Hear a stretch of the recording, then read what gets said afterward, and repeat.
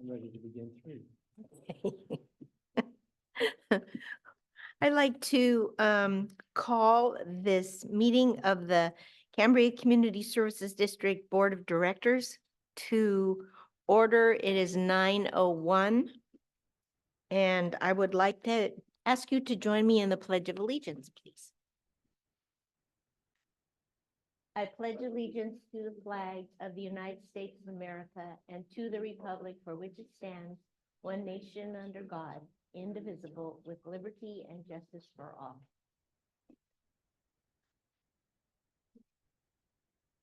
Like to welcome everyone here.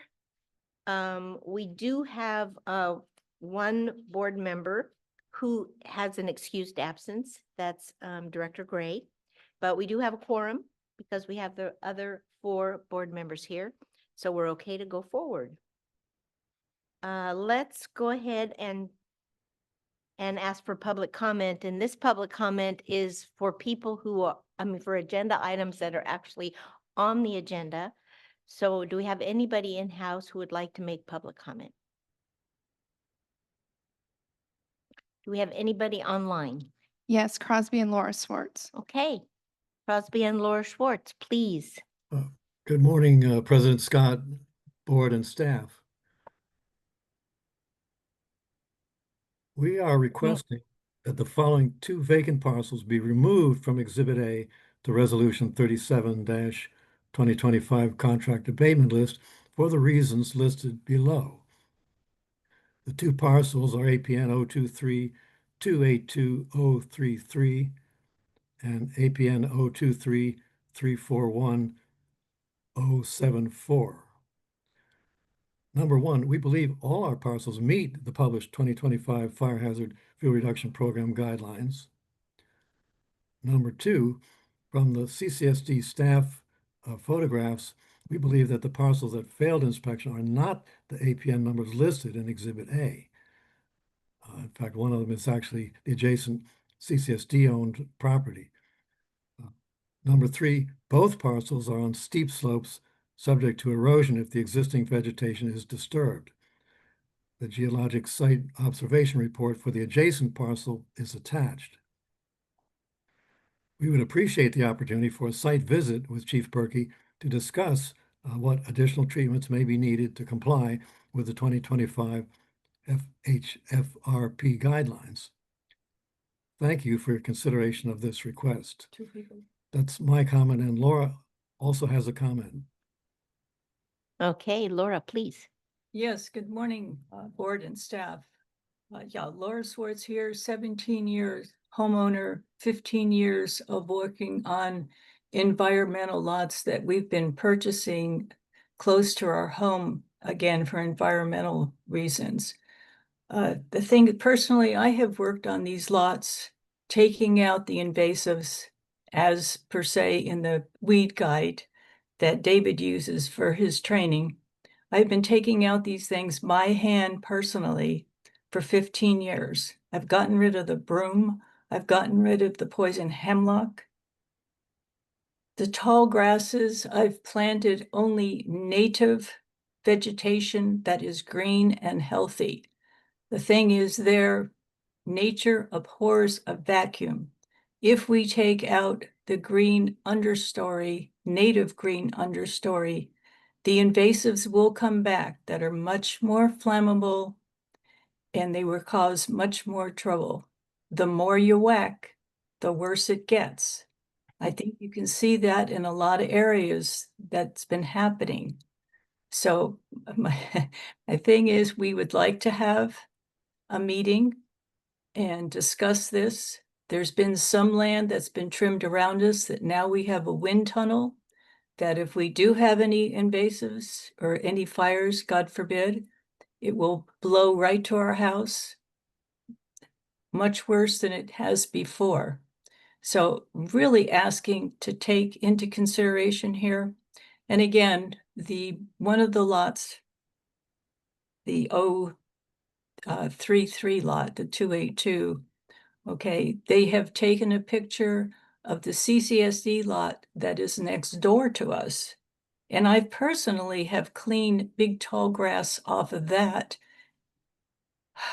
So, and I also get a lot of compliments from the neighbors on our street of how lovely our street is, how safe it is, and how green it is, and how cool it is. So please take all these things into consideration. Thank you very much. Thank you, Ms. Schwartz.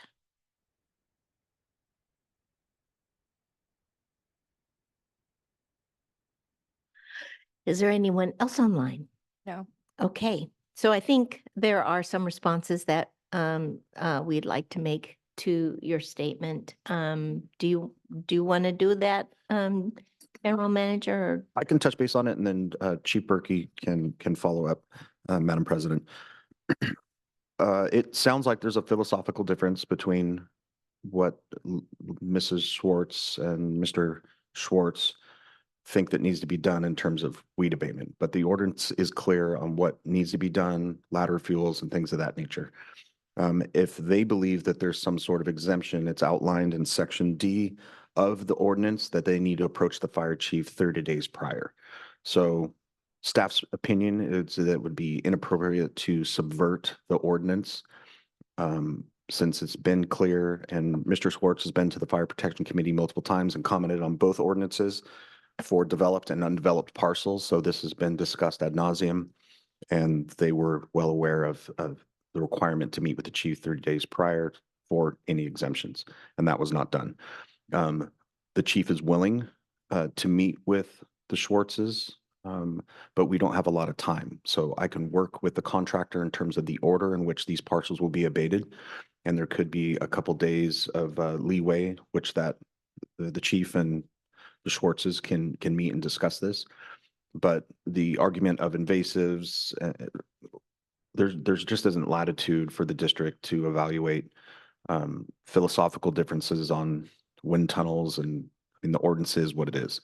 And it is for the protection of the community. It's a public safety issue. I empathize with the discussion of invasives and how that can be problematic. But the ordinance is clear. We do have more photos, and the chief can meet with the Schwartzes and they can go over those parcels. But we had another firefighter go by today and reevaluate those parcels to identify them. It is per the APN numbers, those are the Schwartzes, and the firefighter went there and they still are failed parcels. So I can turn over the chief for anything further. Yes, Chief Perky, thank you. Good morning. Yeah, to back up everything General Manager McElhaney said, it's unfortunate that this didn't come to my attention earlier. You know, we were really trying to get this information out so people could bring it to our attention earlier, so we could kind of avoid instances such as this. But the information that they've given me is great. That's exactly what I'm looking for, and have a conversation about these individual lots. As you know, all the lots are not created equal, so we want to go out and evaluate them on an individual basis. And so I'm more than happy to work with the Schwartzes and get get an idea of what we need to do. We're not looking to, you know, go through the entire property and completely moonscape it. Well, we do need to do something in that area to mitigate or forest manage that area. We've done the same thing with green space. So green space, Corinne was very willing to work with me on the Strawberry Canyon area and some of her other areas, and she brought this intention to me, or brought this to my attention a couple of months back, and we were able to work through what we needed to do in those areas. And I thought it was a very well thought out plan. And as you know, they're out there right now doing some pretty significant forest management in that area. So again, unfortunate this wasn't brought to my attention sooner, but I'm absolutely willing to work with them and talk with them, and again, walk the properties. I'm available today to do that, to walk the properties and find out exactly where their properties are. We've done this with many people. So Yeah, I'm, again, the time is of essence because we have obviously today and tomorrow they're being set free, but I've also mentioned to our contractor that if there's any issues or any questions in these areas, that they're going to bring it to my attention. So Okay. I feel like we have a pretty transparent relationship with them, and hopefully we can continue that with our citizens as So, will you take next steps then to get in? well. I will be reaching out to them. Yes. Thank you. Yes, Director Farmer. Thank you, President Scott, and thank you, Mr. McElhaney and Mr. Berkey. I just want to ask you with regard to the second point that they make here in their written comment. From CCSD photographs, we believe the parcels that failed inspection are not the APN numbers listed in Exhibit A. So is it actually possible that the photographs are of the wrong property?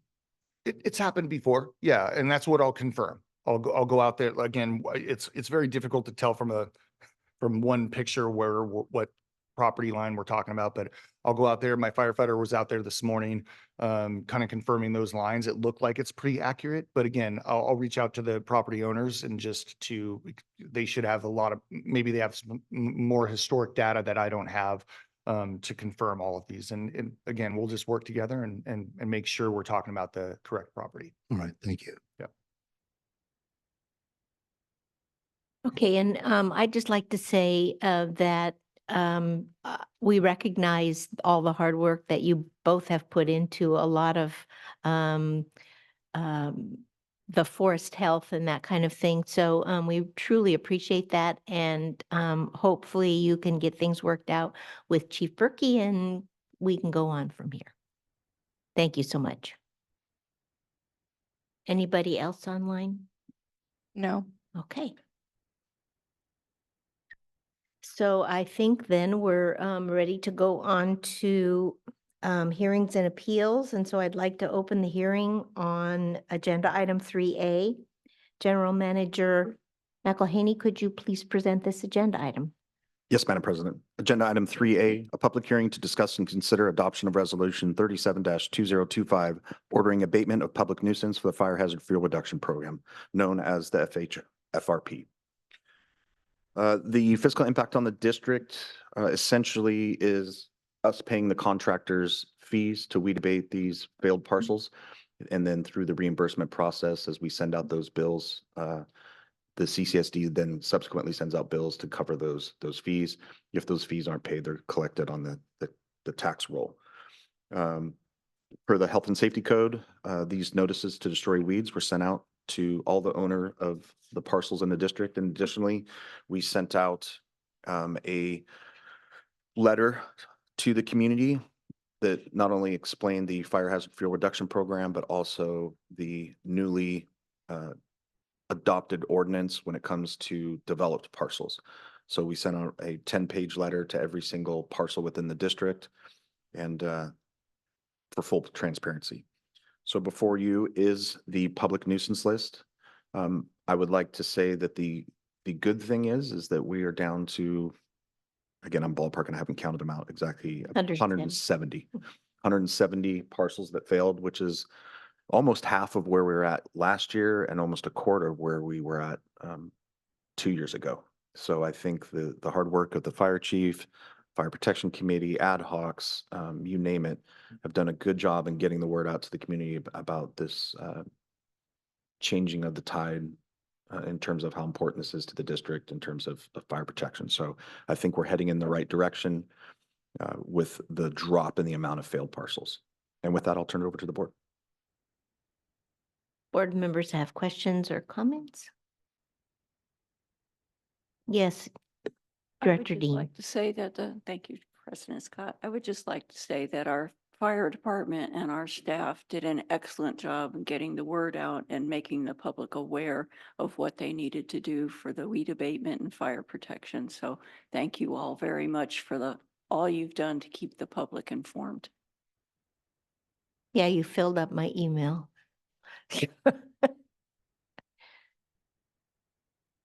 Anybody else? Yes, Director Farmer. No, I just want to thank you, President Scott. I just wanted to make a comment. Yes, we should all be thanking staff for the efforts that they've made to get our residents more up to speed on following up on weed abatement and so forth. But I want to thank the community for taking the initiative and saying, well, we see that there is a problem and perhaps we've been contributing to it, so we'll do a better job to make sure that there's less of a problem. I know that sounds kind of strange that I'm saying it that way, but I want to thank the community members that have cooperated. So we're down to 25% of what it was a couple of years ago with regard to folks that have not complied. So thank you. Mhm. Yes, Director And I Dean. want to agree with what Director Farmer said. I saw a lot more weed abatement going on prior to this than I've ever seen before by members of the community. So they listened. And of course, they probably got 3 emails a day as well. Yeah. Thank you. Not only that, but we have people going, is anybody going to ever stop blowing and cutting? Okay. So are we ready to go ahead and close the hearing? Okay. Do I do public comment for each agenda item too? Okay, public comment. Any public comment in-house? Online? Crosby and Laura Swartz. Oh, okay. Thank you. The Schwartzes? Yes, good morning again. Yeah, there was one comment that I wanted to make about the accessibility to the lots that, the list that failed. I had tried for a week to see if our lots were on the list. I called CCSD, we sent emails to try to find out if we were on the list a week before this happened. And we've got no response. The other thing is we got 26-hour notice that our lots were on the list, which to me, it could cost us a lot of money. And it seems like this should have been noticed. We should have had accessibility to the list before this. So that's part of my comment. Our lots have never, in 15 years, they have never failed before. The thing is, we've heard that our staff doesn't like and hates our lots. So I was concerned and I tried. I reached out to directors. I reached out to past directors to try to get access to that list. I called the fire department and they told me to put in a public request. That would have taken longer than when this hearing was. So I guess the second part of this is, can we please have information a little sooner when our lots don't pass so that we can talk to the fire chief in a timely way? I thank you very much. Please consider that. Thank you. I'd like to know when the list was available. We were working on finalizing the list this entire time, Yeah. and so it wasn't available until yesterday morning, and I posted around 5:58 a.m., so the public had a 27-hour notice. Yeah. Yeah, that's what I figured. Yeah. Okay. Any other public comment? No. All right. Now we can close the hearing. And are we ready for a motion? Yes, Vice President Thomas. I move that we adopt resolution 37-2025, ordering abatement of public nuisance for the fire hazard fuel reduction program. I'll second the motion. Okay. Vice President Thomas, Aye. Director Dean, Aye. Director Farmer, Aye. President Scott. Aye. Okay. Let's go to regular business. This is agenda item 4A. General Manager McElhaney. You want to introduce the presenters? Yes, Madam President. Okay. Agenda item 4A, sorry, I'm catching up on the agenda here. Agenda item 4A, receive a CCSD staff presentation of the Stewart Street Tank Construction Implementation Plan, discussion and consider of approval of a public works contract with Crosno Construction, approval of an agreement for consultant services with MKN for construction management services, and adoption of resolution 36-2025, amending the fiscal year 25-26 budget for the Stewart Street tank construction. So I'll give it to Mr. Green after just a short kudos, let's say, to Mr. Green and his staff. We finally are moving this project forward in terms of the Stewart Street tanks that have, it's been a long process. There was a change in management, a change in philosophy in terms of what type of tanks we wanted to put in. Their hard work on the EPA grant that's going to help fund approximately $375,000 of this. We're going to be funding this through enterprise reserves. And so that's approximately that $2.1 million budget adjustment that will come out of reserves to fund the Stewart Street tanks. And with that, I'll turn it over to Mr. Green. Great. Thank you, General Manager McElhenney. Well, yeah, the reserve is actually 2.3. I stand corrected. Very good. If you like, I can begin with the implementation process for this. And this is kind of step 1.A here for us, approval at this juncture. We are looking at a rather aggressive timeline for this. We're looking to break ground on this by August 1st, much to the chagrin of our bidders or the contractors who bid on this. But it's a project that we're going to take both tanks down individually. So that way we have at least marginal effort for fire flow at one tank. So this is going to take a year. We want to begin with this as soon as we can. August 1st is kind of our drop dead date for that. And that will be with the removal of that lot to the south there, where we have the chain link and retaining wall there.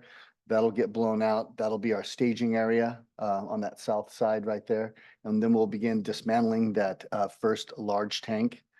And that will be the first tank that's replaced then with the smaller tank, and that'll be the reorientation there.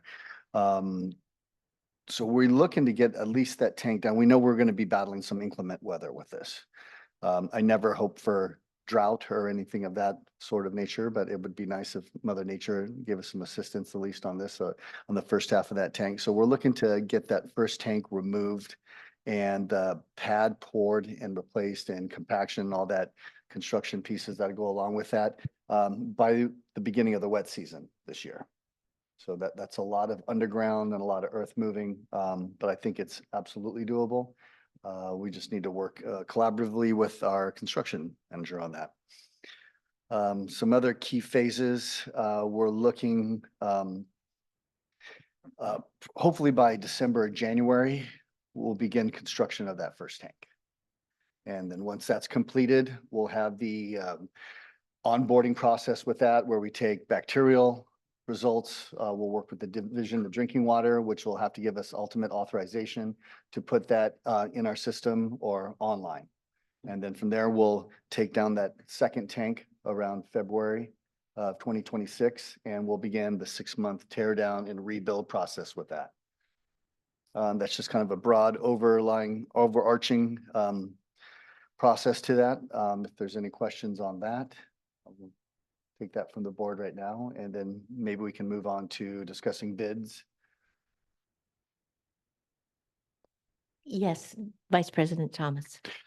Thank you. Just, one simple question. And the information provided is so very comprehensive. Thank you for that. And August sounds like the perfect time to be doing that site work and demo. And then I'm assuming that there'll be, the welding, the construction, the installation during the rainy season likely interrupts that, maybe you can talk about that, but obviously that's not going to be a problem because it's the plan, but maybe talk a little bit about how that works. Sure. There was some kind of background noise in there, but basically you're wondering how we're going to operate during like the inclement weather sessions. So during that time, let's say that we have some early rain this year. We all have heard the saying, in like a lion, out like a lamb. So if we get some of that early October rain and we're in the middle of the compaction process, we'd cover that up or tarp it straw wattle it so that way no water can get in and upset that compaction zone or that area. If we were be in the construction of the welding portion of that, that too would be tarped off and kept from the inclement or direct weathering for that. So it's just covering and straw wattling. Again, this will be a construction site. So anytime you have mounds of dirt or materials, there needs to be a straw wattle to capture that. So if you do have inclement weather, that whatever chemicals or whatever's in there wouldn't leach out. Yeah, thank you. Makes sense. And as a lump sum contract, that means that any additional work on the contractor's part is not on the CCSD. Correct. So that's, Yeah. it's, just wanted to point that out. Yes, Director Farmer. Thank you, President Scott. So, Mr. Green, so you talk about inclement weather. You know, under normal circumstances, obviously, if it were raining in December and January, we'd be celebrating. So obviously, if something does happen with regard to rain, this might set things back a little bit, but that should be anticipated. But what I wanted to ask you is, when you began your presentation and you were talking about the bidders and you said, with regard to beginning on August the 1st, you said your quote was, much to the chagrin of the bidders. I'm assuming that means because they're going to have to get up to speed real quickly to start this. Is that what you're referring to? Right. They'll have to assemble their subcontractors, have the equipment, have their compaction analysis ready and lined up to go. So this is a lot of scrambling in 2 weeks to kind of assemble your team or your crew for these initial phases. So it can be done. I'm confident. How do they feel? They're chagrined. Yeah. Yes, they're They chagrined. understand that it can be done, but there's a lot of pressure on them and they feel that. But again, we both don't want to work against the weather that's upcoming. So it is key, it's critical to start this pathway now. So that way, as the inclement weather hits, we're prepared. It's a simple piece where we can tarp over this for a couple days while we get our storm event. And not being vulnerable or have things that are half covered or half uncovered. So as much as it can be a pain for them, I think they're in concurrence with that we need to get started as soon as we can. And as the saying goes, make hay while the sun shines. Yeah, my hunch is that the other 6 are chagrined, but Krosno is very happy to have the work. Yeah. That's my hunch. That probably makes sense. Okay, thank you very much. Thank you, Director. So I just have a question. And this is, you have to remember, I'm a psych nurse. So how are you feeling about using your reserves? I'm always nervous about reserves. If I can flash back to about 7 years ago when I took over this department or water initially, it was 1.6 in reserves, roughly there. And now we have 6.1. So I think I've kept the purse strings tight. Yeah. We've been as efficient and economical as we can be as a utilities department, especially in water in that area. So yeah, I don't want to say buyer's remorse, but there's a piece of me that would probably like to go out for funding, but this is what reserves is for. It's not just for emergency operation during, specific times. It is for procurement and CIP and those things. So yeah, if you love it, let it go. So we'll just have to let it go and build some tanks with it. And I very much appreciate that. That's how we're going to fund this. Thank you. Appreciate it. Okay, go ahead. Would you like to discuss any of the bids or anything further in the implementation plan? I feel real comfortable that our committee has reviewed this and approves of what your choice has been. Any board members have any comments about this? Yes. Yes. Both of the bids that were brought to R&I are from people who have done work for us before. And their bids were fairly close, but as a public works project, we are supposed to take the lower bid. But as it turns out, the lower bid, Krosno, has built tanks for us before. You do. And that is what they do. They build tanks. So we're comfortable with that. It was interesting that each of the 2 final bids, Hartselle and Krosno, each used each other as a subcontractor in their bid. So I thought that was pretty interesting. Yeah, that was a little confusing when I was reading the document. But the fact that Crosno, besides being lower, that is what he does, is build tanks. I think that that was a very good choice. So I'm happy with it, and we did have a thorough review at R&I. Right. So Yeah, that's correct, Director Dean. Thank you. Yeah, 2 of our 6 domestic storage tanks are Crosno built. Yes, Vice President Thomas. Thank you, President Scott and Mr. Green. And I just want to reflect back on how this has progressed over the years. And when I first heard that we were going to replace in kind bolted steel tanks, that just was the fingers on the blackboard for me. Phew, boy. And that this has progressed to welded steel tank construction. The life cycle is so much longer. So confident we're doing the right thing. Thank you. Yeah, that was an internal discussion years ago about the bolted, and I've never been a fan in this environment of it. Maybe as you get closer to the valley over there, the environment's a lot more conducive to, duty life of a bolted tank. But out here, welded is just the way to go. And I don't think there's an engineering firm or contractor that would tell you otherwise.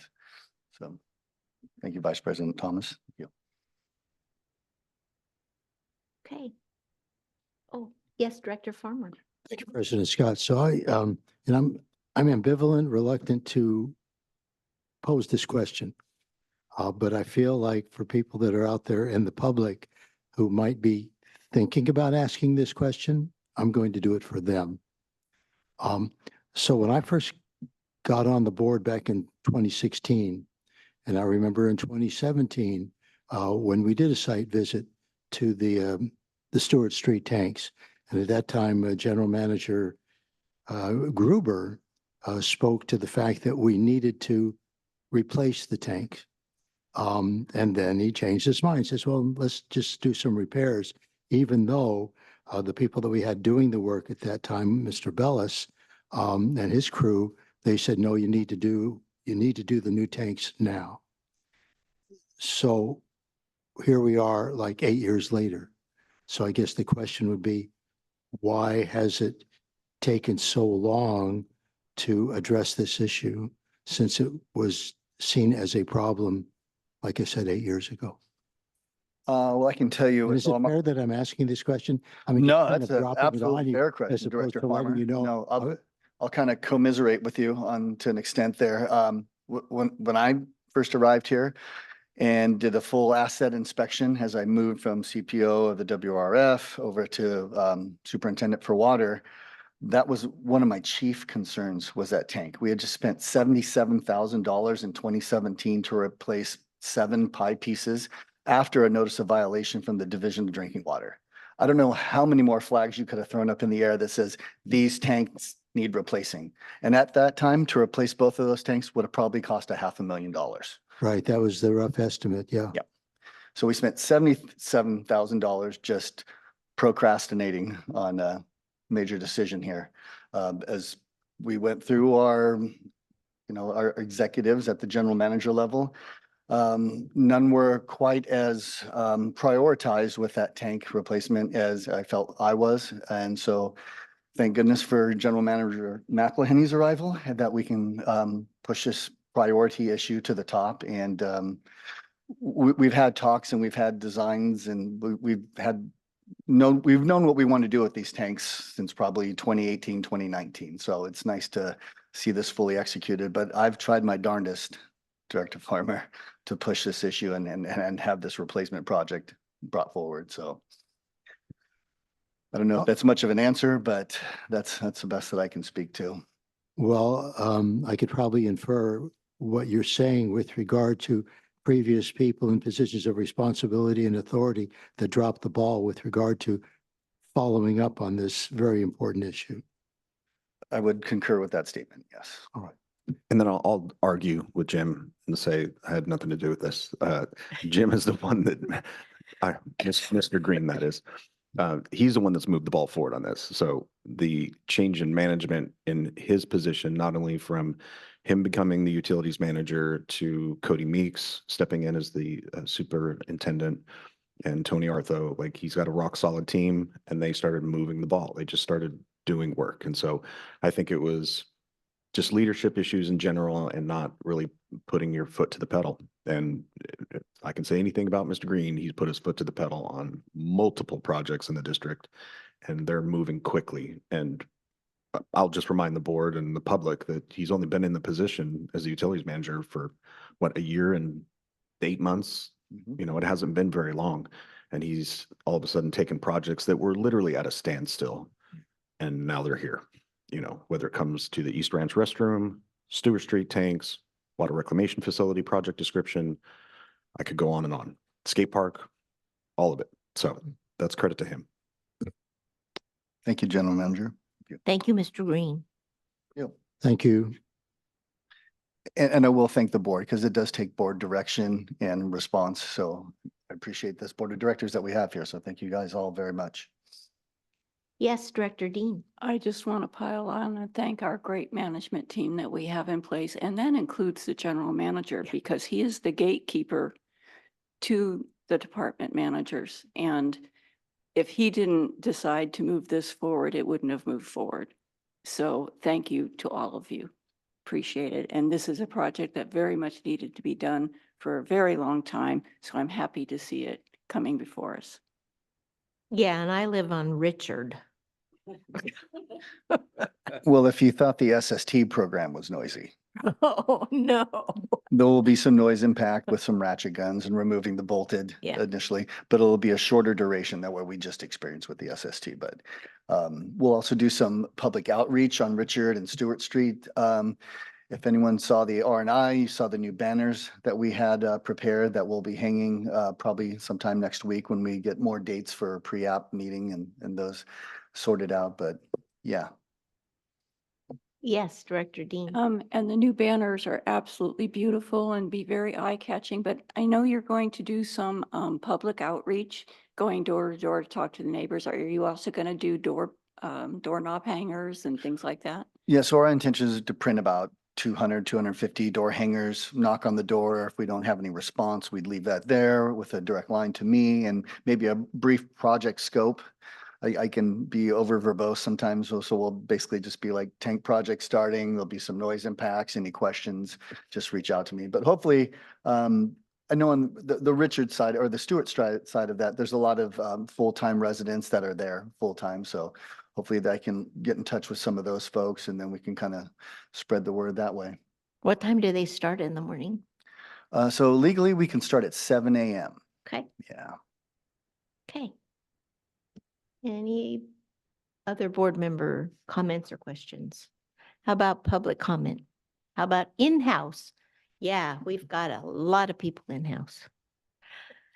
None. How about online? No.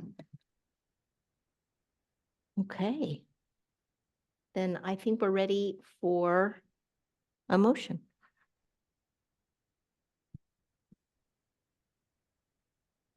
I move that we approve, may I, President Scott? Yes, you may. I move that we approve the Public Works contract with Crosno Construction and approve an agreement with consultant services with MKM CPM LLC for construction management services and adopt resolution 36-2025, amending the fiscal year 2025-2026 budget for the Stewart Street tank construction. And I'll go ahead and second that. Thank you. Director Dean, Aye. Director Farmer, Aye. Vice President Thomas, Aye. President Scott. Aye. So I'd like to say something. And you notice AGP is here, right? And I did that because I really believe that the two things that were on the agenda today were very important for us to actually have a really complete documented process of what happened today. And so I'm disappointed that nobody came. But I appreciate the people who have commented online. And I just want people to know that we truly believe that the transparency that we provide for this community is exceptional. So thank you. Right? Okay. So are we ready to adjourn? Yes, Madam President. I also wanted to let the directors know that we brought the new brush truck. Oh, that it's was- outside? Yeah, it's outside, so. Okay, but yeah, I saw the emails and stuff. So, and I get to ride in it at Pine Dorado, right? Okay, good. Okay, let's go ahead and, yes. No, excuse me, President Scott, I just want to make a comment, and I probably don't need to do this, but I had the good fortune, I believe it was 2 years ago, it might have been 3 years ago, where I actually had the opportunity to ride in the parade in the Vector truck. I know, I saw you. I remember Yeah. seeing you. So I just wanted to throw that in. Thanks. We have a new tractor coming at some point, so maybe Director Farmer can ride in that There one you this go. time. Can we put you in the bucket and we can lift you up? You and Exalted. you and your doggy. Yeah, as long as the bucket doesn't have a hole in it, I'm okay with it. Thanks. Anybody else? No? All right. Let's go ahead and adjourn then. It's 9:40. Wait, 2. Okay.